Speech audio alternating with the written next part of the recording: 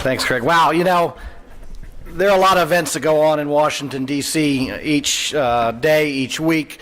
I think this is one of the greatest, just the energy and the passion that we've gotten over the last 3 years.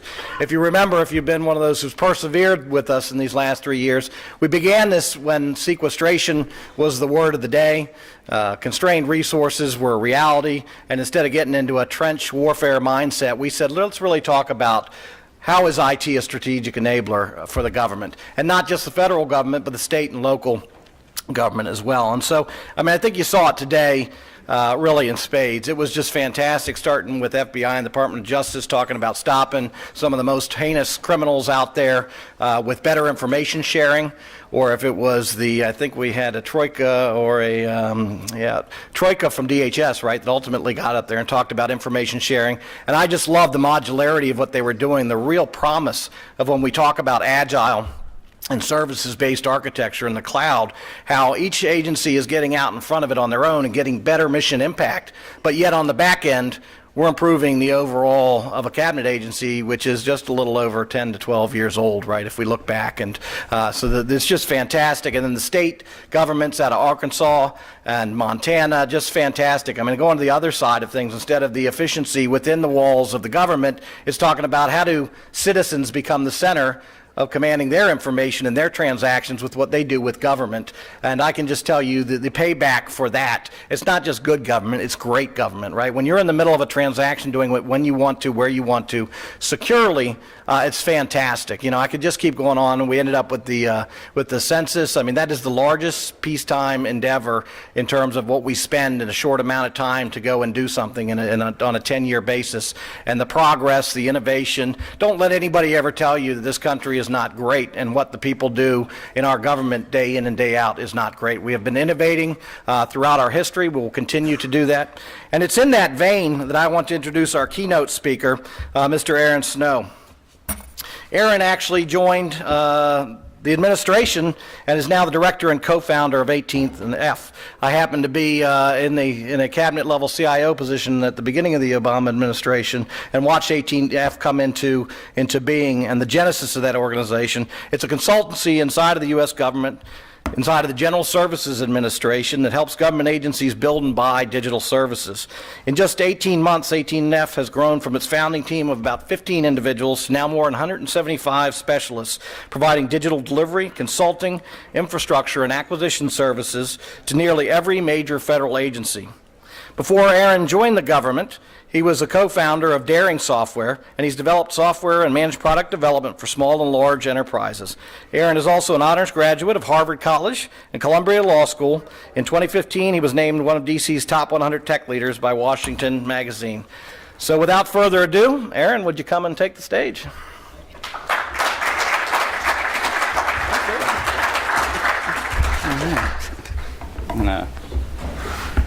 Pardon me. Right, I brought my speaker notes, soft version here, so. All right. All right, there we go. So thank you. I am, in fact, a recovering lawyer. And congratulations to all of the presenters this last hour for just some terrific work. While you're all voting and waiting to find out who won, I wanted to talk today about what comes next after the innovation. One of the other favorite buzzwords in the digital space right now, transformation. So if innovation is the word we use when we want to talk about big ideas, then transformation is the word we use when we mean big change. The Grand Canyon is big.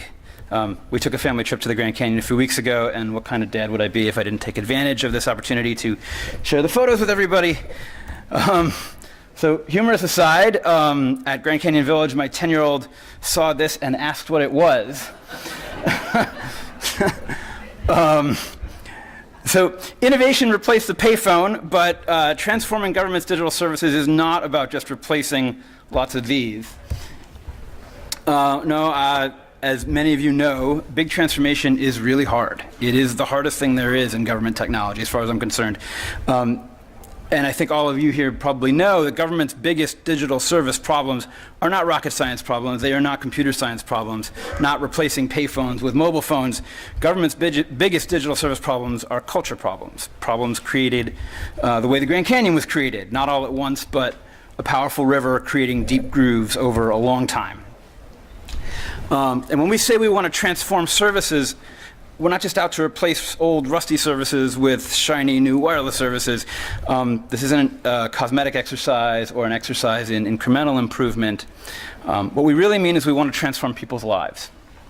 And to transform the services that improve people's lives, we have to transform some entrenched practices. And we can only really do that in a lasting way by transforming the culture of that service delivery. And there is little harder than moving the needle on that. It doesn't happen in bursts and epiphanies. Big cultural transformation happens a little at a time, right? It happens when one person steps up and says, I think we should do this differently. And that ennobles someone else to step up, and then another and another. In the consumer high-tech market, you talk about creating gradual cultural acceptance of an innovative new technology. First, by getting acceptance from the bleeding edge adopters who will try anything new. And then when they're happy, then the early adopters, and then the mass market, and finally the most change-resistant folks at the end. Each group sets the precedent and creates the cultural acceptance and the comfort for the next group, the momentum, until that innovative, new, foreign, exotic, suspicious has become the thing you never knew you couldn't live without. So ACT-IAC exists to reduce that first mover's risk in government, to catalyze and enable. We're here, our mission statement is that we are here to transform how the US government builds, buys, and shares digital services. At least that's what we say. And more on that in just a minute. So how do we do that? This will look familiar to many of you. Most of all, delivery is the strategy. Always be shipping. A picture's worth 1,000 words. Working code is worth 1,000,000. Show, not tell. Right? A demo does more to change minds and mindsets than any PowerPoint presentation or memo. These are the bedrock methodologies. You have heard them all many times today already. Lead by example. Think like a designer. Be agile. Be data-driven. Be open. Be transparent. And there's a fair amount of bureaucracy hacking. We like to take a fresh look at the rules, which sometimes aren't rules at all. So, old joke. Okay, so a fella wants to make the legendary family pot roast recipe for his fiancée. And so he's learning from his father how to make it. And his father, before he puts the roast in the pan, he cuts the ends off the roast. He says, Dad, why'd you cut the ends off? He says, I don't know. My mom always did it that way, and that's how I learned. So they go visit Grandma. He says, Grandma, when Dad was showing me how to make the recipe, the pot roast recipe, he cut the ends off the roast before he put it in the pan. And he said he learned that from you. Why'd you do that? And she says, I don't know. I always did it that way. I learned it from my mother.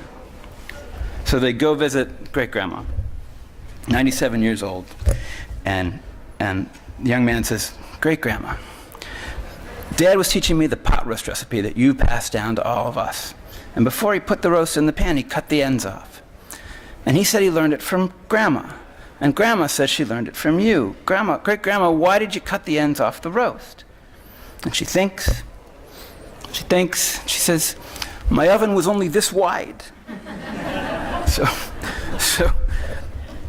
now I tell that joke because I tell that joke to make relatable a couple stories. So for instance, ACT-IAC worked with GSA's HR department, and we figured out how to accelerate hiring, which often takes 6 or 9 months or more, down to a 10 to 12 week process, plus or minus, by taking another look at the tradition, right? We're using a faster hiring authority than GSA HR usually uses. They didn't think we'd be interested in that authority because it limits employees' terms to 4 years instead of providing lifetime appointments. But to folks in our line of work, 4 years is an eternity. So turns out that's a good thing. So a little questioning, a little scratching beneath the surface yielded some terrific results. Similarly, we worked with the fantastic former and current GSA CIOs, Sonny Hashmi and David Shive, to accelerate the compliance process for certifying software as secure enough for government. Getting the ATO, the authority to operate, that process used to take 6 to 14 months, and now it takes us weeks, and sometimes, depending on the system, just a couple days. I tell those last two stories in part to illustrate change and fulfill on the joke, but also to note that we don't do any of this alone. We do this with GSA HR, we do this with GSA CEO, we do this with OCFO, we do it with FAST. We've been called cocky, but we're not that cocky. There are people all over government who showed up long before us and who are going to be here long into the future. And the civil servants we partner with, to a man and a woman, are passionate and dedicated and talented and tenacious. And the culture change in government starts with them. So I want to tell you about Larry. So 2 years ago, when AT&F was just 25 people starting to deliver some web services, we landed one of our first clients called Oasis. Not that Oasis, this Oasis, the General Service Administration's procurement vehicle, one acquisition solution for integrated services. Larry is the IT manager for Oasis. And here's what happened. In our product manager's succinct words, the Oasis IT manager came to us and requested that we build an automated task order generator tool. After interviewing several acquisition personnel, we discovered that the biggest need for these users is a tool that assists with market research. Now, Larry was sure his users wanted an automated task order generator tool. He'd been a user of systems like this before. His instincts and experience told him this would make the acquisition process faster, more systematic, but Larry, bless his heart, agreed to use our process, the process you've been hearing about today, user-centered design, research. And we started with the research, and when the user research pointed away from Larry's gut instinct and away from the thing he'd probably told his boss he was going to build, well, God bless him again, he didn't dig in and demand an automated task order generator tool out of pride or for fear of getting in trouble or for changing his mind. He accepted the user research, he agreed with it, and he said, well, then let's build what the users need. And so we did together. We built Discovery. And then we did more user research, and we built another market research tool with Larry. This is called Calc. By then we had a convert, and we know when to double down on a good guy.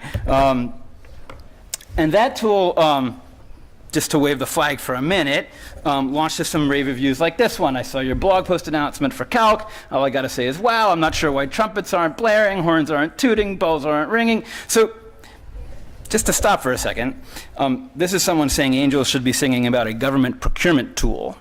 So to us, that's transformation gold, right? Because Larry now tells anyone who will listen about user-centered design and about Agile and about working in the open. So what exactly is AT&F? How did we get here? What do we do to help agencies achieve that kind of transformation?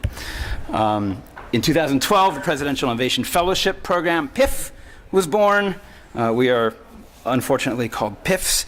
It's a program that paired technologists and innovators from the private sector with top civil servants to tackle some big challenges. PIF is a vital piece of the AT&F origin story because the first 10 of us were all PIFs, but also because that problem-solving lean mentality was baked into AT&F from the very beginning. So in 2013, PIF was moved into the GSA, and there was growing discussion there and in many other places about how to bring folks in for a more permanent team because innovation doesn't last without transformation. And at the end of that year, there were several PIFs, myself included, who were wrapping up 6-month fellowships, and we weren't done with our time in government, which apparently had been the plan all along. PIF is a bait-and-switch program, come for 6 months, stay for 4 years. We wanted to stay. Did I go the wrong way here? I did. It's not going. There we go. There we go. So we wanted to stay, GSA wanted to stay, so we stayed. And AT&F was officially launched in March 2014. 15 of us. There's the first offsite. We were remote friendly from the start. That's us back in September with 175 folks spread out in 15 different cities in 4 offices and a fair number of staff who work from home. We've executed more than 100 partner agreements with more than 40 agencies, including nearly all of the 24 biggest. We've shipped a lot of web services. This is a partial list. One of the things we shipped was everykidinapark.gov, which is how we got into the national parks and took that picture I showed you earlier. Let's see. We've done a bunch of things besides just web services, which I'll talk about a little now. So what do we have today? We have 5 business units today. And this is our approach to transformation. The first is custom partner solutions. We help our agency partners with solutions, whether it's delivering web services or providing consulting services. This is our bread and butter and where we began as ACT-IAC. So working with USCIS, as you saw just a few minutes ago on the My USCIS project, to make it easier for potential citizens to navigate the immigration process. The new fec.gov site that you may have seen on the cover of USA Today a handful of weeks ago, to make political contribution data more accessible and easier to use for the public. And sometimes we're not building tools for other agencies, sometimes we're building tools to support them, like analytics.usa.gov, a project we did with the United States Digital Service and the White House and OXIT here at GSA, to give you all a public dashboard into the web traffic that visits most of our government today. Second thing we do now. We build shared products and platforms for government developers, services that government is uniquely positioned to provide at sometimes. So our flagship project in this business unit is cloud.gov, which is providing a fully compliant cloud-based deployment for government developers. AT&F hosts all of its work on cloud.gov, and we're currently piloting with a handful of partner agencies, including some you heard from today. Another shared product we're pretty proud of is another collaboration with the United States Digital Service, the US Web Design Standards, this set of user interface components and a visual style guide that's designed specifically for federal government website developers and designers. Everything is 508 accessible, everything is mobile responsive out of the box, everything is open source. And so folks have already built Drupal plugins and WordPress and so on. And the standards all include interactive examples of each front-end component and samples of the code and documentation about implementation and so on, to try to bring some uniformity and a certain modicum standard to all the sites that we build. So third, the interesting part here today, right? We're building acquisition tools and services to help agencies with IT procurement. This team exists. It grew out of a need that we recognized very early on in AT&F. AT&F can't and doesn't want to and never has wanted to build all the things for all the agencies. We believe that this vendor community here is as excited as we are about working with the government using modern development methodologies. And so this team helps connect our agency partners with vendors who work that way. So for instance, last year we launched the Agile Delivery Services Marketplace, the Agile BPA, some of you are familiar with. That helps connect agencies to vendors who practice these same modern development methodologies we espouse. The competition we ran for entry into this marketplace was a little unusual for government, in that we actually required vendors to submit code to an open source repo and a live URL where the judges could see their code working. The first task orders are being issued as we speak on this BPA. Another acquisition tool we're testing is the AT&F micro-purchase platform, which lets vendors and even individuals bid in a reverse auction on small open source project work. Just up to $3,500 right now. That's the limit of our purchase cards. But they can do it very rapidly and get paid just as quickly. There are no schedule vehicles involved, no long RFPs, no long bid documents, just a brief description of an open source coding issue and a short reverse auction. The winners have delivered pull requests of their completed code in as little as a day. All right, so fourth, we're constantly developing educational assets and tools and services to help agency partners understand how we work. So for instance, ACT-IAC Guides is our repository for these best practices, the cookbooks and the playbooks that detail how we do all the things we do. The guides are open source. We hope that everybody will use them and adopt them and adapt them and modify them to their preferences and practices. Just a sampling of some of the guides that are already available, and those are under constant development. Out of the design team, out of nowhere, all of a sudden, my design director came and said, "Hey, you know, we made these design method cards. We were just doing the project internally for ourselves so that we could agree and talk about the different methods we use, and well, now we have these cards." So the gathering and organizing the design methods was a way to improve our shared understanding, but turned out they're kind of popular. So you can download them yourself, you can get them printed up. They are extremely easy to read and understand for folks who are not familiar with modern design and research methodology and development practices.